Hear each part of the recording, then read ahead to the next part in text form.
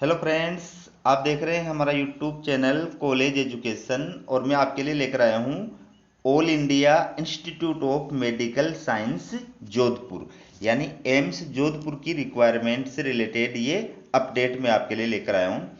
देखिए, walk in interview for the requirement of senior resident at AIIMS Jodhpur.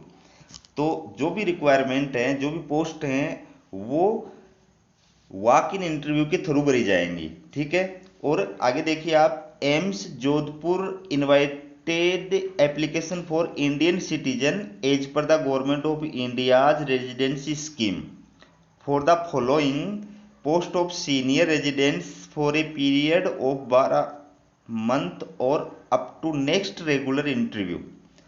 Bharat का कोई भी नागरिक इन रिक्वायरमेंट्स के लिए अप्लाई करने कर सकता है, लेकिन ये जो पोस्ट है वो सिर्फ 12 मंथ के लिए हैं, 1 साल के लिए, 12 महीने के लिए हैं, या फिर जब तक नई रेगुलर जो इंटरव्यू के माध्यम से नए रेगुलर इंटरव्यू के माध्यम से नए कैंडिडेट्स का सिलेक्शन नहीं होता है तब तक आपको रखा जाएगा।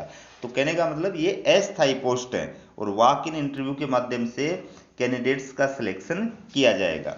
तो ये आप देख सकते हैं, ये इधर डिपार्टमेंट है, अलग अलग पोस्ट हैं और इनसे रिलेटेड ये इधर जो है क्वालिफिकेशन है। आप देखिए, ये टोटल पोस्ट हैं, इस पद की टोटल पोस्ट ये हैं, बायोकेमिस्ट्री इसकी टोटल पोस्ट ये हैं, फिर ये जो पोस्ट अलग इसकी पोस्ट ये हैं। तो टोटल अलग अलग जो डिपार्टमेंट के अंदर अलग अलग पोस्ट हैं उनकी क्या योग्यताएं हैं और उसके अंदर कितनी पोस्ट है और वो किन किन के लिए हैं। जैसे मान लीजिए 4 पोस्ट हैं टोटल, तो इसमें 1 पोस्ट यूआर की है और 2 पोस्ट ओबीसी की है, 1 पोस्ट एससी की है। ठीक है। तो ये अलग अलग कैटेगरी के अकॉर्डिंग इनको बांटा गया है, आप आराम से देख लीजिए अलग अलग पोस्ट, उनके लिए योग्यताएं और टोटल पोस्ट कितनी है और कौन सी कैटेगरी की कितनी पोस्ट है वो आप देख सकते हैं। मैं स्क्रीन रोक के चल रहा हूं। ठीक है। फिर ये जो है ये अलग से सीनियर रेजिडेंट्स की पोस्ट है ये। ठीक है। Requirement to the post of senior residents, ये सीनियर रेजिडेंट्स की पोस्ट है अलग अलग। तो ये डिपार्टमेंट है, ये निर्धारित योग्यता है, ये पोस्ट है और ये फिर अलग अलग कैटेगरी के अनुसार कितनी पोस्ट हैं ये दिया हुआ है। तो आप इसको देख सकते हैं। ठीक है। ये एज लिमिटेशन देखिए, upper age limit age on 1 May 2023, यानी आपकी जो ऊपरी आयु सीमा की गणना की जाएगी वो 1 मई 2023 के आधार पर की जाएगी और 1 मई 2023 को आप 45 वर्ष से अधिक नहीं होने चाहिए। ठीक है। तो इसमें आयु सीमा के अंदर छूट भी प्रदान की गई है। एससी एसटी कैंडिडेट्स जो हैं उनको 5 साल की छूट प्रदान की गई है और ओबीसी जो कैंडिडेट्स हैं उनको 3 वर्ष की छूट प्रदान की गई है। इसके अलावा जो विकलांग हैं, पीडब्ल्यू बीडब्ल्यू जो विकलांग कैंडिडेट्स हैं उनको भी आयु सीमा के अंदर छूट प्रदान की गई है। तो maximum period of 10 years of general category, अगर वो जनरल कैटेगरी का है, ठीक है, विकलांग जनरल कैटेगरी का है, तो उसको 10 वर्ष की छूट प्रदान की गई है। 13 ईयर ऑफ ओबीसी कैंडिडेट्स, अगर वो ओबीसी कैंडिडेट्स है तो उसको 13 साल की छूट प्रदान की गई है। 15 years of SC ST candidates, अगर वो एससी एसटी कैंडिडेट्स है, ठीक है, तो उसको 15 वर्ष की छूट प्रदान की गई है। तो ये आप देख सकते हैं इसमें।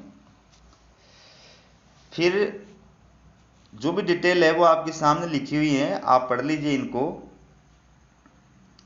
अब आइए एप्लीकेशन फीस, फीस कितनी है फॉर पीडब्ल्यू बीडी कैंडिडेट्स नील, जो विकलांग हैं उनकी कोई फीस नहीं है। जनरल ओबीसी ईडब्ल्यूएस कैटेगरी की 1000 रुपये फीस है, एससी एसटी कैटेगरी की 800 रुपये फीस है। तो आप डिमांड ड्राफ्ट के थ्रू या पे ऑर्डर ओनली और किसके नाम से, एम्स जोधपुर के नाम से जो है भुगतान करेंगे। पे स्केल कितनी है, पे स्केल दे रखी है आपके सामने। सीनियर रेजिडेंट्स मेडिकल 18,750 प्लस 6,600 ये ग्रांड पे है। फिर आगे और इसमें अलाउंसेज अलग से हैं और टोटल है 67,700 पर मंथ। ठीक है।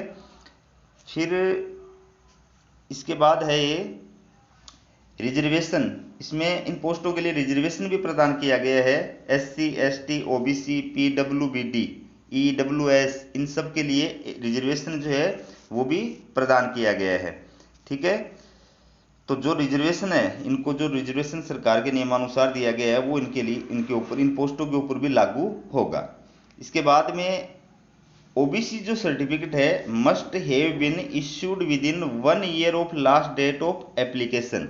यानी ओबीसी का कोई कैंडिडेट्स है तो उसका जो सर्टिफिकेट है वो 1/5/2023 को 1 साल से पुराना नहीं होना चाहिए। ठीक है। और वो नॉन क्रीमिलेयर के अंदर होना चाहिए, नॉन क्रीमिलेयर के अंदर ओबीसी का जो कैंडिडेट्स है वो। इसके अलावा जो ईडब्ल्यूएस है, मतलब जनरल कास्ट के अंदर जो आर्थिक पिछड़ा है, उसको भी आरक्षण प्रदान किया गया है सरकारी नियमानुसार। फिर ये आगे इंटरव्यू की जो डेट है वो है 1 May 2023 10 AM to 10 AM at medical college of AIIMS Jodhpur. आपका जो इंटरव्यू है वो होगा 1 मई 2023 को, मंडे को 10 AM मॉर्निंग को। कहाँ पर होगा? मेडिकल कॉलेज एम्स जोधपुर के अंदर। ठीक है। ये सिलेक्शन प्रोसेस दे रखा है, किस प्रकार से आपका सिलेक्शन किया जाएगा ये प्रोसेस इसमें दिया हुआ है, वो भी आप देख सकते हैं। फिर आपको कौन कौन से डॉक्यूमेंट्स जो है इंटरव्यू के टाइम पर लेके जाने हैं वो है। तो इसमें the candidate should bring following original documents and 1 set of self attested photocopies at the time of interview with application form. तो एप्लीकेशन फॉर्म इसी के अंदर दिया हुआ है, इस वीडियो के अंदर आपको दिखाऊंगा मैं। एप्लीकेशन फॉर्म जो है उसके साथ में आपको क्या करना है, अपने ओरिजिनल डॉक्यूमेंट्स लेके जाना है एक सेट तो, और एक सेट ओरिजिनल डॉक्यूमेंट्स की फोटोकॉपी जो है आपके सेल्फ अटेस्टेड की हुई हो, स्वयं के द्वारा सत्यापित की गई जो कॉपी है उसका एक सेट एप्लीकेशन फॉर्म के साथ लेके जाना है, प्लस ओरिजिनल डॉक्यूमेंट्स इंटरव्यू के टाइम पे आपको साथ में लेके जाने हैं। तो कौन कौन से डॉक्यूमेंट्स लेके जाने हैं वो लिस्ट दी हुई है, आप लिस्ट देख सकते हो। आइडेंटिटी प्रूफ, ये कोई जितने भी आइडेंटिटी प्रूफ दे रखे हैं, पैन कार्ड है, पासपोर्ट है, ड्राइविंग लाइसेंस है, वोटर ID है, आधार कार्ड है, इनमें से कोई भी। ठीक है। फिर एड्रेस प्रूफ, आपका रेजिडेंसी का एड्रेस प्रूफ होना चाहिए, उसका उसको दर्शाने वाला कोई भी डॉक्यूमेंट्स जो है। फिर तीसरा डॉक्यूमेंट दे रखा है डेट ऑफ बर्थ के लिए। ठीक है। तो इस डेट ऑफ बर्थ के सर्टिफिकेट के आधार पर SC ST OBC वगैरह को जो ऊपरी आयु सीमा में छूट है वो प्रदान की जाएगी। फिर दे रखा है चौथा जो डॉक्यूमेंट्स है, 2 आपकी लेटेस्ट पासपोर्ट साइज फोटो होनी चाहिए आपके पास, 10वीं की और 12वीं की मार्कशीट होनी चाहिए, प्रमाण पत्र होने चाहिए, 10वीं और 12वीं की मार्कशीट और प्रमाण पत्र। इसके अलावा जो क्वालिफाइंग डिग्रीज है, ये आपके पास जो भी डिग्री है ये क्वालिफाइंग ये आपके पास होनी चाहिए। ठीक है। फिर 7वें नंबर पर क्या है, ये सर्टिफिकेट है अटेम्प्ट एंड इंटर्नशिप सर्टिफिकेट, ये आपका होना चाहिए।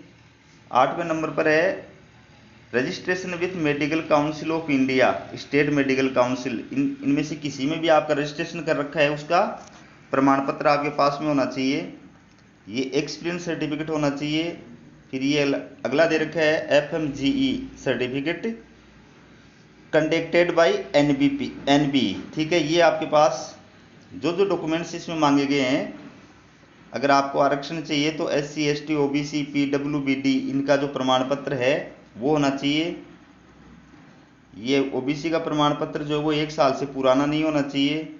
एक नो ऑब्जेक्शन सर्टिफिकेट होना चाहिए, NOC।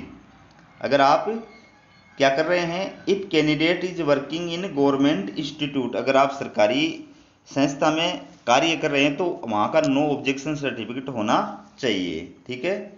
ये पब्लिकेशंस, ये सारे डॉक्यूमेंट्स जो हैं आपके पास में ओरिजिनल प्लस एक एक फोटोकॉपी होनी चाहिए। फिर ये टर्म्स और कंडीशन है, आप इनको पढ़ लो अच्छी तरह। टर्म्स और कंडीशन आप इनको आराम से पढ़ लो। मैं स्क्रीन को रोक के चल रहा हूं ताकि आप पढ़ लो आराम से। ठीक है। और ये आपका फॉर्म है, ये आपका फॉर्म है जो हार्ड कॉपी निकाल करके और आपको इसको फिलिप करना है और उसके साथ में डॉक्यूमेंट्स वगैरह लगाने हैं। ठीक है, निर्धारित स्थान पर अपनी फोटो लगानी है। ये फॉर्म आप देख सकते हो। ठीक है, तो दोस्तों ये एम्स जोधपुर की रिक्वायरमेंट 2023 से रिलेटेड अपडेट थी जो मैं आपके लिए लेकर आया हूँ। अगर आपको वीडियो पसंद आए तो लाइक और शेयर करें और इसी प्रकार की अपडेट आपके पास पहुंच सके इसके लिए हमारे चैनल को सब्सक्राइब जरूर कीजिए। हमारा वीडियो देखने के लिए बहुत बहुत धन्यवाद।